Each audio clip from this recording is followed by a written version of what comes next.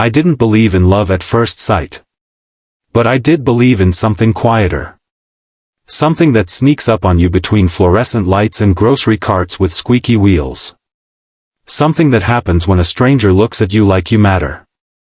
The first time she said, "You always wait for my line, don't you?" my heart nearly stopped.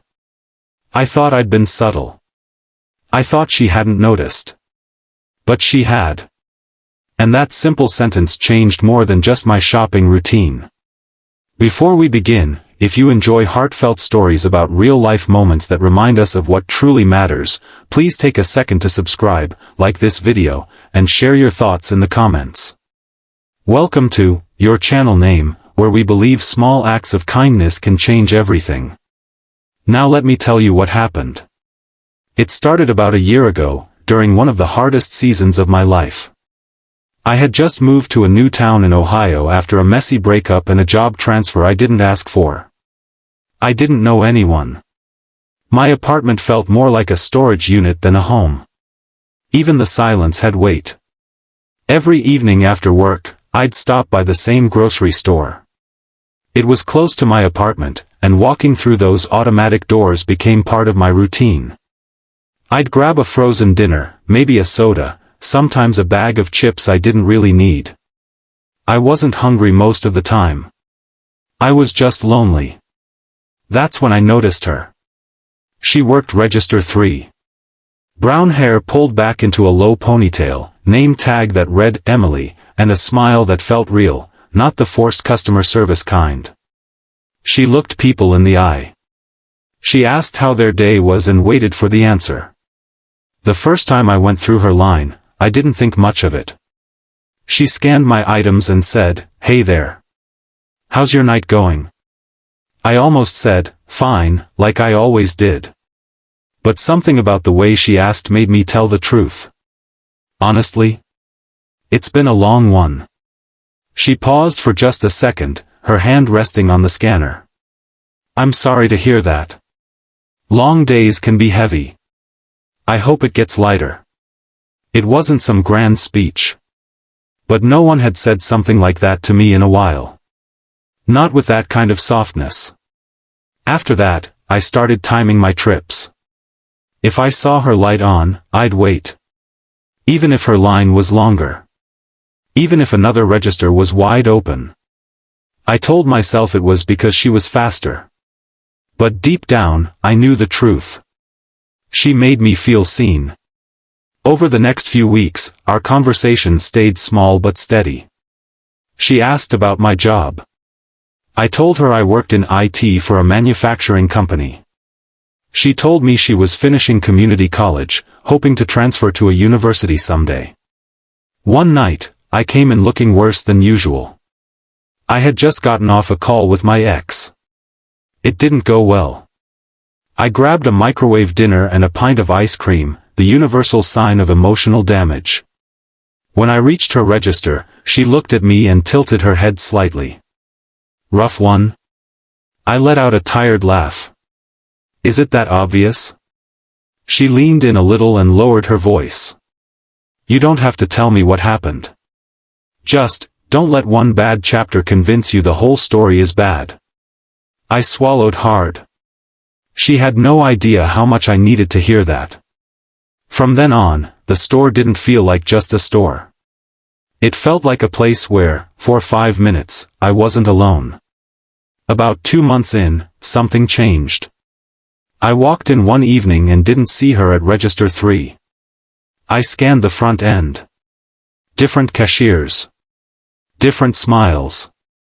My chest tightened more than it should have. I almost left without buying anything. But then I saw her near customer service, talking to a manager. She looked stressed. I grabbed my usual items and got in another line, but I couldn't stop glancing over. When it was finally my turn, I paid quickly and stepped aside, pretending to check my receipt. I told myself to mind my own business. But kindness has a way of nudging you. As she walked past, I said, "Hey, Emily." She looked surprised. "Oh. Hey. You okay?" I asked. You look like you've got a lot on your mind. For the first time, her smile didn't fully form. My mom's been in and out of the hospital, she said quietly. I've been picking up extra shifts. It's just a lot. There it was. The same heaviness she had once seen in me. I nodded. I'm really sorry. If you ever need someone to vent to, I'm a pretty good listener. She studied my face, like she was deciding whether to let her guard down. Thanks, she said. That means more than you know. The next week, I brought something different to the store. Instead of just groceries, I had a small envelope in my pocket. Inside was a handwritten note and a gift card to a local coffee shop. When I reached her register, my hands were shaking more than I expected. After she scanned my items, I slid the envelope across the counter. What's this? She asked. Just a small thank you, I said. For being kind when I really needed it. She opened it slowly. I watched her eyes move across the note. I had written about how her simple words had helped me through lonely nights. How her smile had made a new town feel less cold. When she saw the gift card, her eyes filled with tears. You didn't have to do this, she whispered. I know, I said. But you didn't have to be kind to me either. For a moment, the noise of the store faded.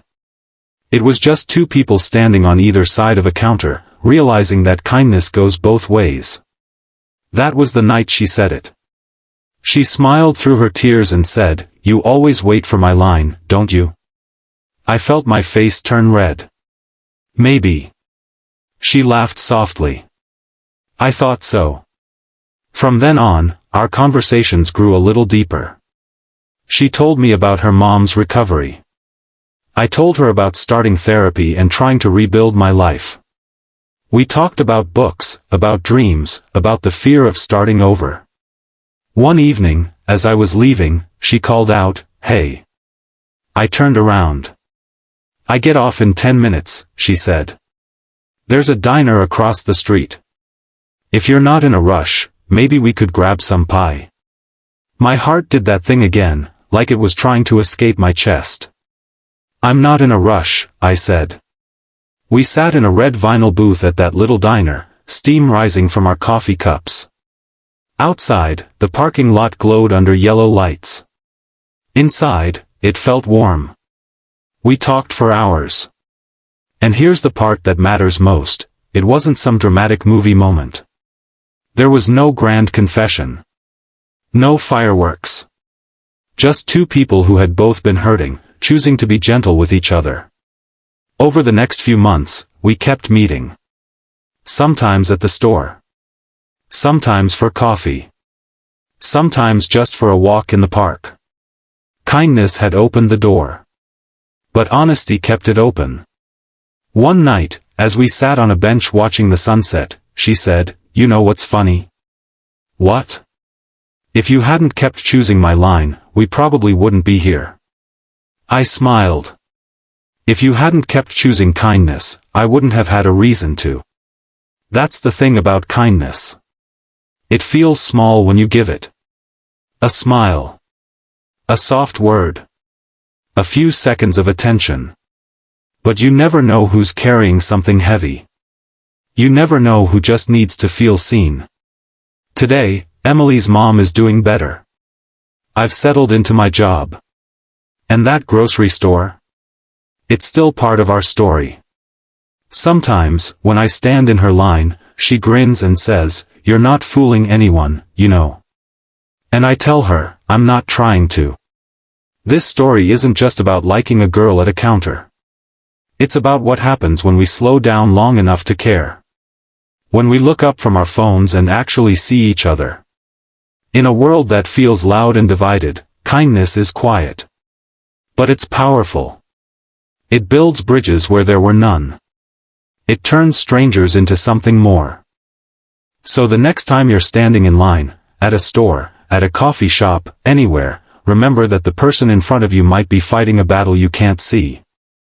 A few kind words could be the thing that keeps them going. And who knows? It might just change your life too. If this story touched your heart, share it with someone who needs a reminder that kindness still exists. Let's choose to see each other. Let's choose to care.